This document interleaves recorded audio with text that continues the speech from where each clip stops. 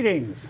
Welcome to a new episode of Art Matters. I'm your host, Wayne Quackenbush, and I was just informed that this is our 50th episode. So we have two artists to talk to today and see their work and find out more about them.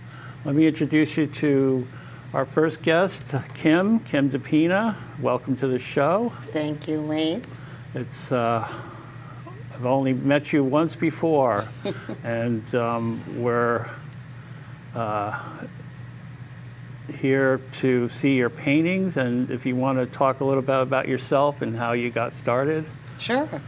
I've always been artistic and always wanted to paint, so I just started to paint in 2016. A boyfriend of mine had heard enough of me saying, I really would like to paint, and he kind of pushed it along by getting a gift card for me and an easel.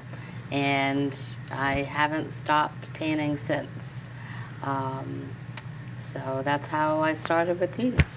Now, before you started painting, you must have had an idea what direction you wanted to go in. Honestly, I wasn't sure. That's still true now. Each painting that I do begins with whatever it is that I'm feeling. Mm-hmm. So, can I point to this one here? Yeah, if you want to start showing your work. Sure. Are we looking at this one? Yeah, we can choose this one here with the horse. Okay. This actually, I started out as wanting to paint a beach scene. Okay. And I wasn't feeling it, but I picked up a little bit of the orange color that I had in the sand and decided to make the entire canvas that color. Okay. And how I work is I'll sit there with whatever strokes are in the canvas from the paint, the colors, the swirls, and it's almost like a meditation where I start to see what's going to come into being. And I kept feeling and seeing a horse, and that's what I started with. So you basically grew the horse out of the background. Yes. And does the horse have any special meaning? No, I wouldn't say that there's any special meaning. It could be attributed to a special meaning for whoever's looking at it, Right, though. of course. So it was just something that I was feeling strongly. So, and then once I was finished or almost finished with the horse, I just went with that. It's just things come to me. So the horse came first, and then you added the flowers and, Yes. and other things later. Yes, exactly. But it's all organic. And is the beach still there? Underneath somewhere, yeah. Okay. Maybe he's running toward the beach, I'm not sure. Do you ever get imagery in dreams? Yes, I get a lot of imagery in dreams. I also read tarot, so I get a lot of imagery just from, they call it the inner eye, the third eye. Right. So I see things internally a lot. Mm-hmm. So that's sort of what you see here. And we were talking briefly about part of your spiritual practice and Yes. how that's a big inspiration It for is. your art.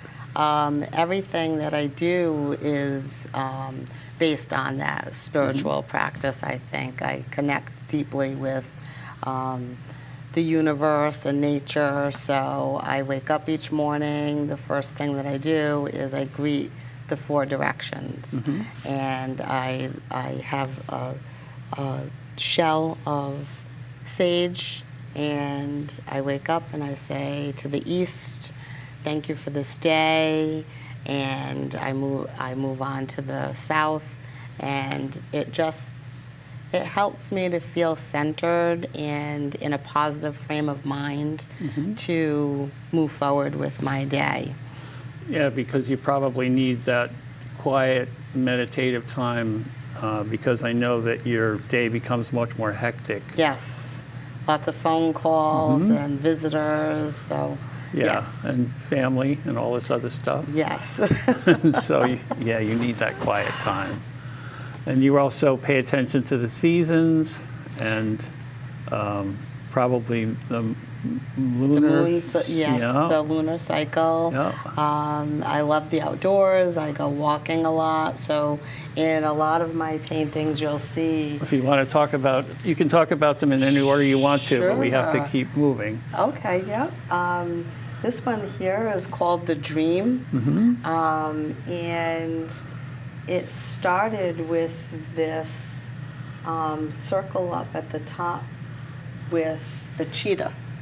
And I had nothing else there, and it just started to develop little bits at a time. And that's when I started to throw in little bits and pieces that seemed vague and didn't make sense, and that's when I came up with the name for it, The Dream, because it feels very dreamlike. So Yeah, I mean, it's dreamlike in the not only the subject matter, but the color choices and the Yes. fact that gravity doesn't really seem to be a major factor. No, There's it's all not. sort of things floating, and again, you're evoking the air and the water and the moon and everything else. Yep. Yeah, the moon plays a big part in a lot of my paintings. We got it here. We had it in the horse painting. And most of my paintings come from that inner world, except for this Miley Cyrus. I was never a huge fan of her work, but I kind of liked her character. And I saw a remake of a song that I really liked, and it was on YouTube, and this was the outfit she was wearing. I said, oh, I just have to paint that. So I kept screenshotting the video to get an authentic position, a pose that sure. I could paint. And this And is... you used it for reference. Yes, yes. So I changed a little bit of the background, but she's exactly like she is in the video. One thing that's different about this one from the other ones that you've talked about is that you're crazier with your brush strokes. Yeah. It's like you're attacking the light is reflecting and you're slashing at the canvas. Yes. And that's, I feel like that's her energy.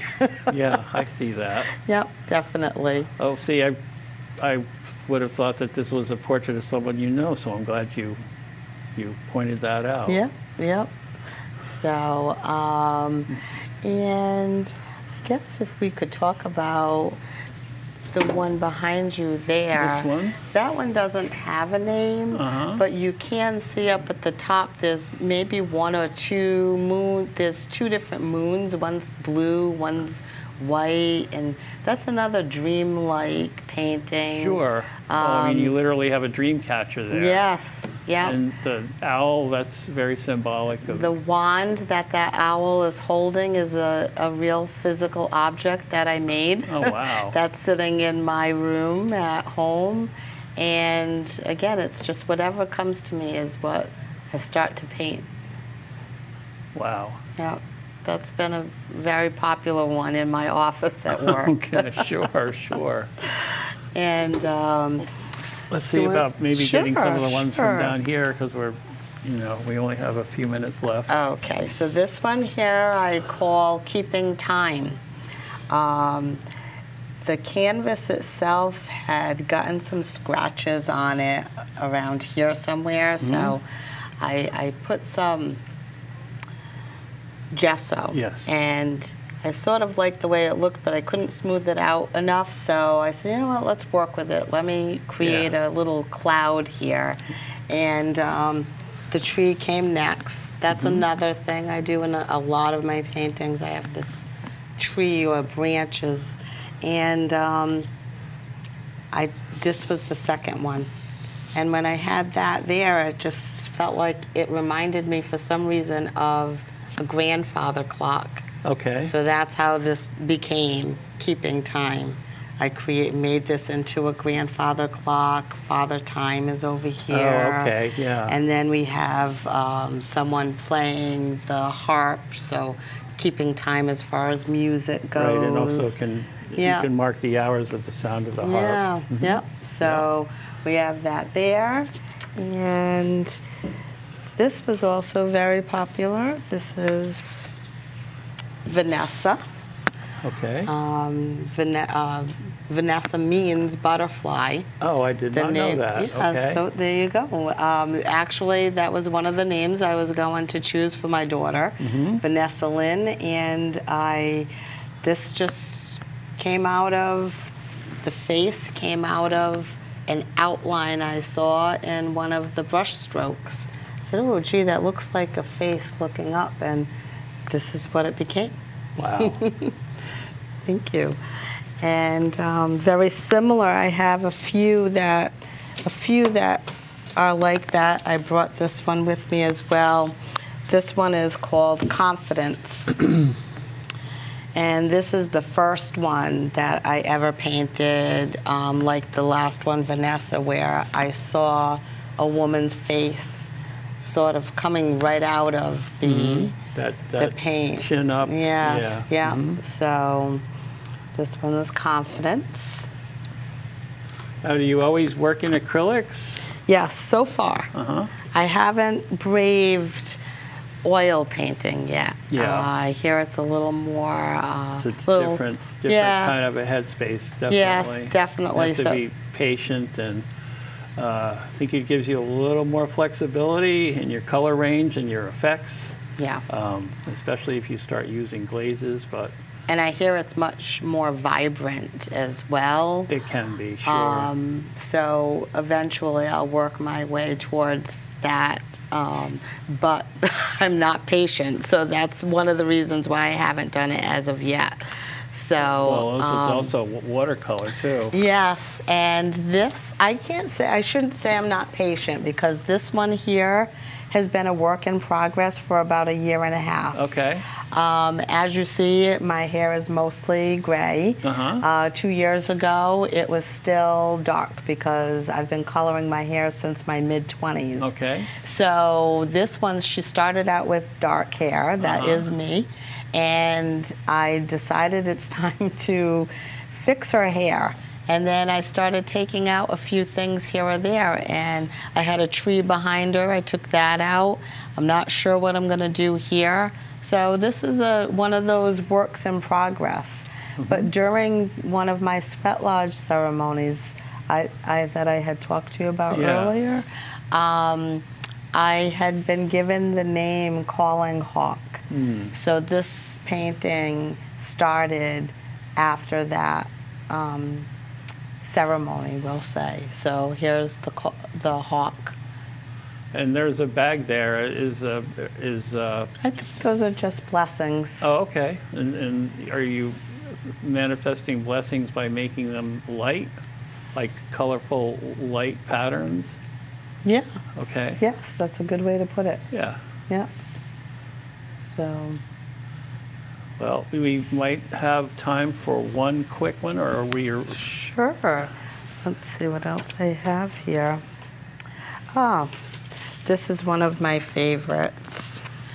It's the wishing tree. Oh yeah, I know you're a big fan of the willow tree effect. Yes. So this is the wishing tree, and I believe somewhere here on the tree itself there's a little heart shape there.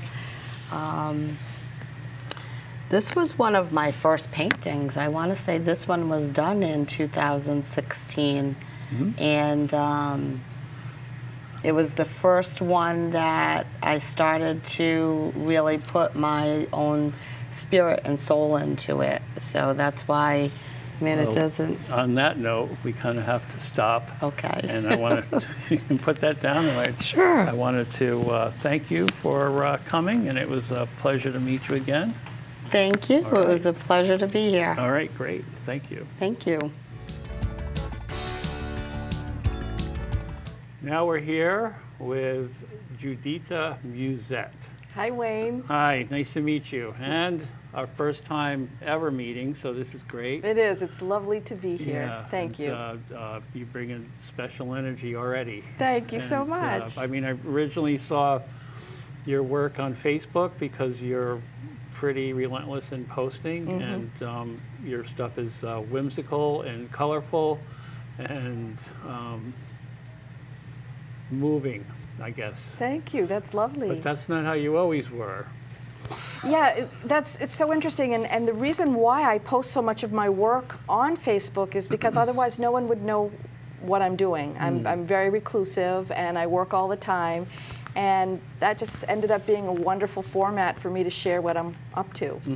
And you're right. Did you want me to talk about this first picture I brought? You had a particular event you wanted to Well, pursue.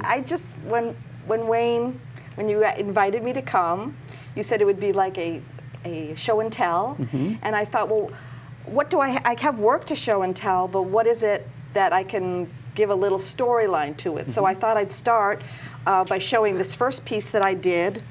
I went to RISD. I had from Kay, am I holding this in the right spot for you guys? You've got a vertical there, and great. You can Okay, see how it looks nice. on there. Yeah. This is a watercolor. I studied art at the Courier Art School from the time I was 6 till 12th grade. And I had a great opportunity there to learn how to do watercolors and ceramics. And that Shall I was just keep this up? New Hampshire, yeah, while you're talking. In New Hampshire. And that really prepared me to go to RISD. I had a good portfolio to submit, and I got early acceptance.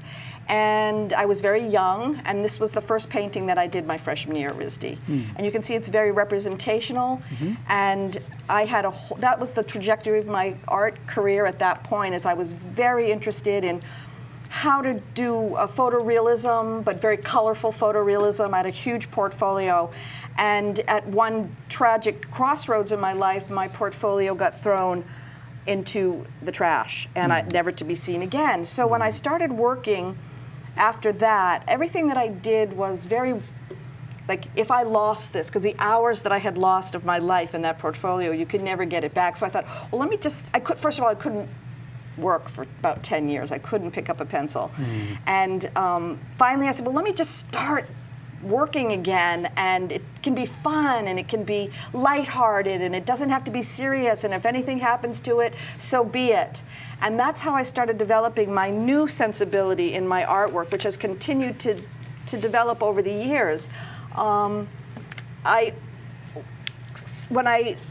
So for the period that I couldn't do my visual art anymore, I really pursued my performing arts, and I worked with Big Nazo, and I performed at the Fringe Festival, etc. And I stayed away from visual art, but then I married a wonderful person, I had a beautiful son, and I was home. I knew that if I had a son, I would be home with my child. I wasn't going to farm him out, so I started creating work at home with more like found objects and pieces from my childhood, and my whole world was inside of the four walls of my home. And I started creating these little mini universes that all existed within this little house that I was in, and when you open the doors, it's just a whole universe. Some of them are lighter, some of them are darker. I want everything to have movement. I want the colors. I started using some sparkles and reflective pieces so that as you moved, you had an interactive experience with the art. And that's how I started going down this path. This is one example. You didn't want your life wasn't being portrayed as drab because it had as much color and reflectivity. Exactly, it was just a different world. And this one I go, let's do launch instead of let's do lunch. Let's do launch. Okay. And it's just a little world Rocket in there.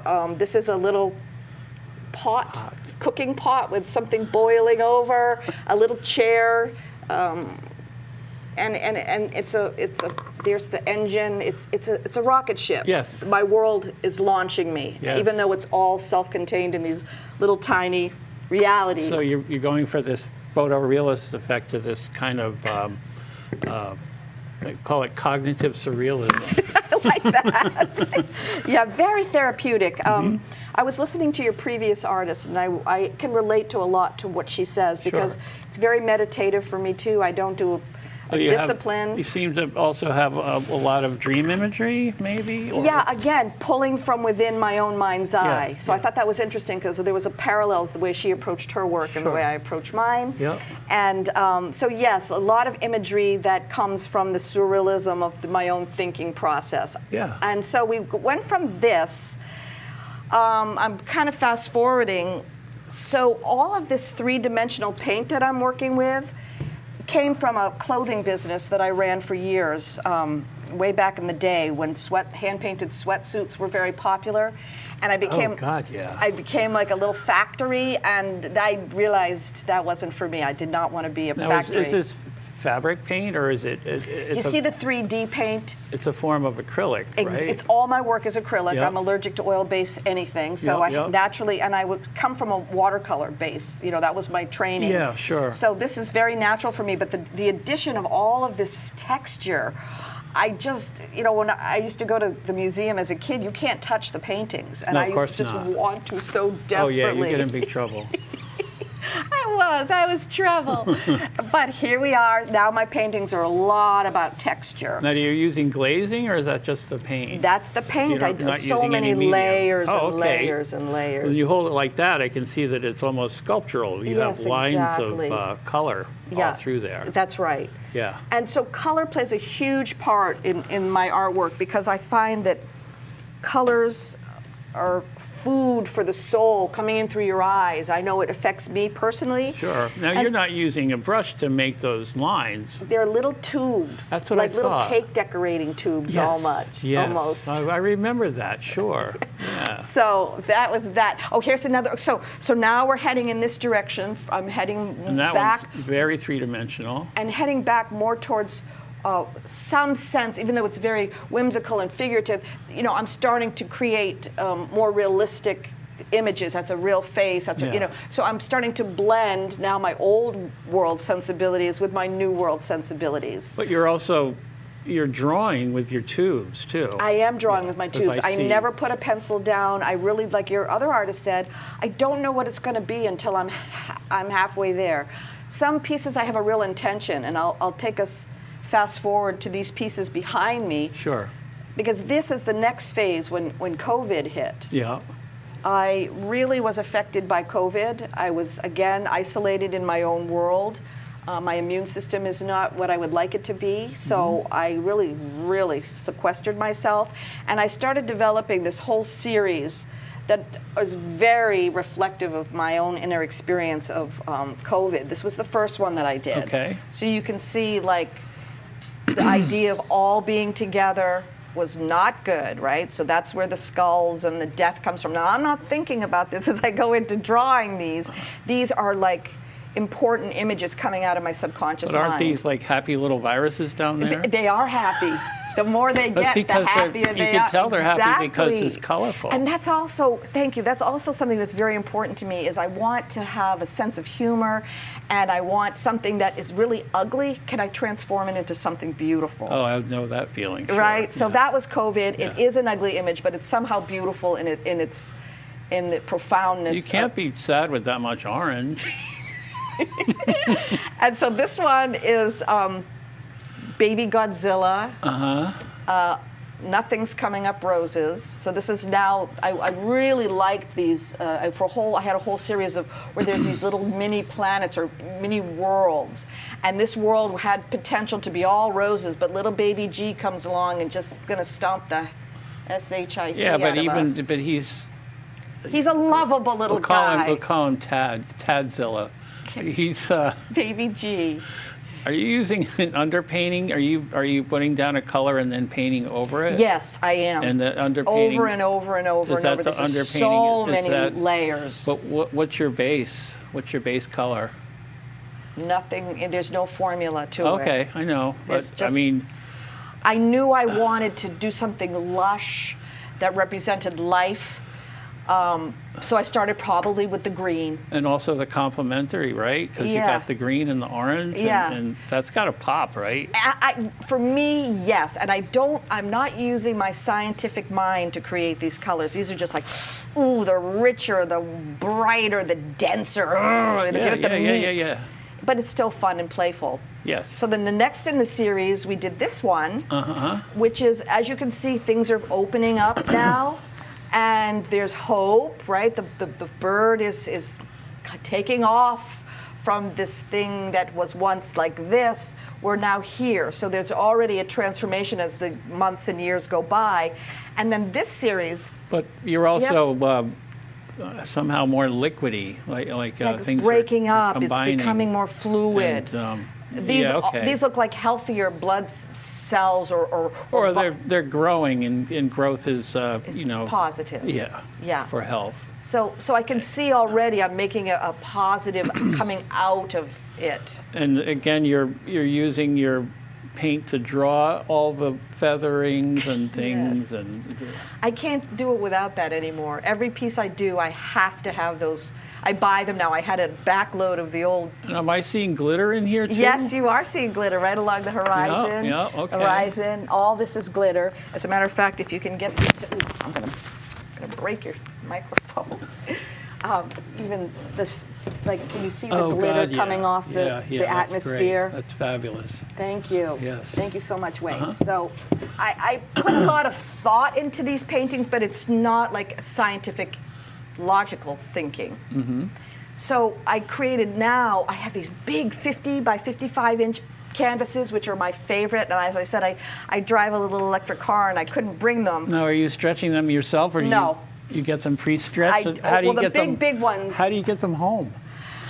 Well, we used to have a bigger car, but now we're down to a one-car family. Yeah, gotcha. So that's we're an electric one-car family now. We're trying to do our part in the whole footprint. But as you can see from this one now, it has a completely different atmosphere. But it's still the spheres now. But this is so hopeful and peaceful and calm. Yeah. And what was once fluid and deep and dark has now just completely washed. It's being washed away. So I thought that would give you an example of how COVID affected my work. Sure, of course. I kind of see how everything that I do. So you're obviously not looking outside your studio window and seeing this stuff. This is like, okay, this is all in my brain. It is. Only another artist can relate to that, right, Wayne? I'm well aware. Oh my gosh. So I thought what I would show you for the last little show and tell part is these are 3 paintings that I'm working on simultaneously right now. This was the first. One at a time and realize we have about a minute left. Okay, so this was the first one. Did we not see that online? I did give you that online. I think I've given you all 3 of these online. And it's still a work in progress because these layers have to dry. So this is the second one that I'm working on at the moment. And as one layer gets dried and completed, I go to this one. So it's always like. Are you going back in and working on these shapes and then adding? God, what are those things? Nonpareils? Isn't those silver balls you get? I used to love to decorate cupcakes with. Yeah, you could probably throw some of those and some on of it, there. I call it eye candy because you do kind of want to eat them. People do eat them, and I guess you can eat them. But why introduce heavy metal into your diet? I don't know. Yeah, we get enough from the atmosphere. Exactly. This is the last one that I'm working on currently, and it's called Rose-Colored Glasses. Okay, I'm getting like Peter Max hippie type stuff. Yeah, great. Yeah. I find these series of portraits, they're all women, and they're all kind of superheroes in my mind. Sure, of course. And all right. That's it. That's it. Thank you so much. Juditta, it's such a pleasure. So really fun. So much fun having you here. Thanks. Thank you for telling everybody that art matters. That brings us to another episode end, and keep watching, and we'll see you next time. Ciao.